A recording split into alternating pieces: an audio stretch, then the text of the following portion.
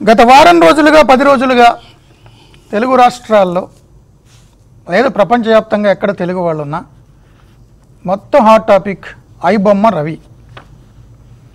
ఐబొమ్మ రవిని అరెస్ట్ చేశారు. 4 రోజులుగా విచారిస్తున్నారు.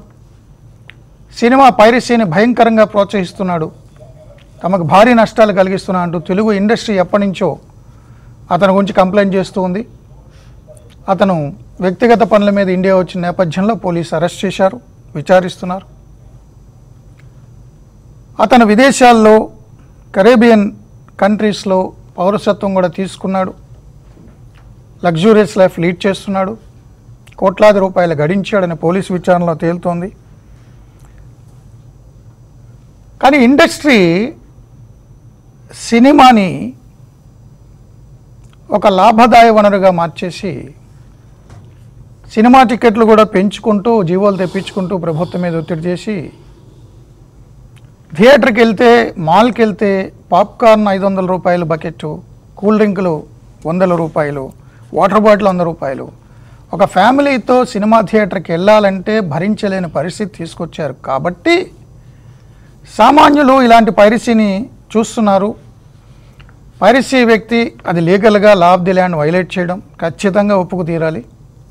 భారతదేశంలో ఉన్న చట్టాలని ఎవరైనా సరే చట్టాలని పాటించి తీరాలి. చట్టాలను ఉల్లంఘించి పైరసీ చేసి అదొక హక్కుగా భావించడం నేరము.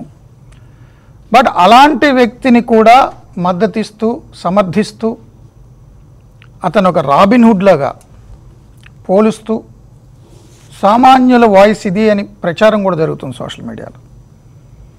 అంటే చట్టాన్ని ఉల్లంఘించిన వ్యక్తిని కూడా ఎంకరేజ్ చేసేలాగా ఒక ఒపీనియన్ని నెరేటివ్ ఎందుకు బిల్డ్ అవుతుంది అంటే ఇండస్ట్రీకి సంబంధించిన పెద్దలు దోపిడీకి పాల్పడుతున్నారు కాబట్టి అది చూసి ఓర్వలేని వాళ్ళు చట్ట వ్యతిరేకమైన పరిస్థితిని కూడా ప్రోత్సహిస్తున్నారు అని చర్చ జరుగుతుంది. దీనికి ప్రతిగా కూడా కౌంటర్లు వస్తున్నాయి. మీరు లగ్జూరియస్ కార్లు కొందాం అనుకుంటారు, బంగారం కొందాం అనుకుంటారు, అవి చాలా కాస్ట్లీ కాబట్టి మీరు దోపిడీని ప్రోత్సహిస్తారా, దొంగతనాలు ప్రోత్సహిస్తారా అంటూ కూడా చర్చ జరుగుతుంది. సో దానికి ఒక లీగల్గా దానికి ఒక చట్టబద్ధత ఉంది, దేనికి ఎంత కాస్ట్ అనేది. కానీ మాల్స్లో కాస్ట్ రెగ్యులేషన్ లేదు, ప్రభుత్వాలు దాని మీద నియంత్రణ పాటించట్లేదు. సినిమా టికెట్ల విషయంలో అయితే అన్ని రాష్ట్రాల్లో ముఖ్యంగా మన తెలుగు రాష్ట్రాల్లో కూడా జీవోలు వచ్చాయి. ఇదిగో సింగిల్ థియేటర్కి ఇంత, బాల్కనీకి ఇంత, రిక్లైనర్కి ఇంత రేట్లు ఫిక్స్ చేశారు. ఆ రేట్లు ఫాలో అయి తీరాలి. టికెట్ ప్రైసింగ్ ఆ రేట్ని కనుక కాకుండా ఎక్కువ వసూలు చేసుకోవాలి అంటే ప్రొడక్షన్ కాస్ట్ పెరిగిందనో లేదా క్వాలిటీ మూవీ చూపిస్తున్నామనో బడ్జెట్ పెరిగింది కాబట్టి ఈ టికెట్కి మేము ఇవ్వలేం కాబట్టి ప్రొడ్యూసర్సో ఎవరో ప్రభుత్వాన్ని అభ్యర్థిస్తే ప్రభుత్వం స్పెషల్ జీవో తీసుకొచ్చి పర్టికులర్ థియేటర్లో పర్టికులర్ సినిమాకి టికెట్లు పెంచుకునే అవకాశం కల్పిస్తుంది. బట్ మాల్స్లో ఇప్పుడు బయట వాటర్ బాటిల్ 25 రూపాయలు ఉంటే మాల్లో 100 రూపాయలు, బయట cool drink so and so ఉంటే దానికి 6 రెట్ల నుంచి 10 రెట్ల వరకు కూల్ డ్రింక్ మాల్స్లో ఉంటుంది.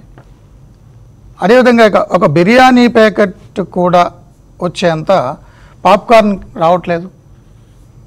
వీటికి మాత్రం ప్రభుత్వాల నియంత్రణ లేదు. ఎందుకు లేదు? కోర్టులకు వెళ్ళినా, సుప్రీంకోర్టులకు వెళ్ళినా రాష్ట్ర ప్రభుత్వాలు చర్యలు తీసుకోవాలంటుంది. ఎందుకు తీసుకోవట్లేదు? పోనీ అలాగే నాకు నచ్చిన ఫుడ్, నాకు నచ్చిన వాటర్ బాటిల్ నేను లోపలికి తీసుకెళ్తానా అంటే అలౌ చేయరు. అవుట్ సైడ్ ఫుడ్ అలౌట్ చేయరు, అవుట్ సైడ్ వాటర్ అలౌ చేయరు, వాళ్ళ దగ్గరే కొనుక్కోవాలి. దాని గురించి అనేక కోర్టులకు వెళ్తే కోర్టులు సామాన్యుడికి మామూలు వాటర్ కూడా అందుబాటులో పెట్టండి అన్నారు. అప్పుడు మామూలు వాటర్ ఎక్కడ అందుబాటులో పెడుతున్నాడు? మాల్స్లో చాలా చోట్ల మీరు చూడండి, రెస్ట్ రూమ్కి టాయిలెట్కి వెళ్ళే పక్కన పెడతాడు మామూలు వాటర్, అక్కడ ఎలాగా తాగరండి. సో ఈ దోపిడీ పెరిగిపోతుంది కాబట్టి ఐబొమ్మ రవి లాంటి వాళ్ళు ఫ్రీగా చూపిస్తే చూడొచ్చు అనే చట్ట వ్యతిరేకమైనటువంటి విధానాలను కూడా ప్రోత్సహించేలాగా నెరేటివ్ బిల్డ్ అవుతుంది. మంచిదా చెడా? ఈ అంశాలకు సంబంధించి ఈరోజు మనతో మాట్లాడడానికి senior actor, hero Mangapathi Shivaji మనతో ఉన్నారు.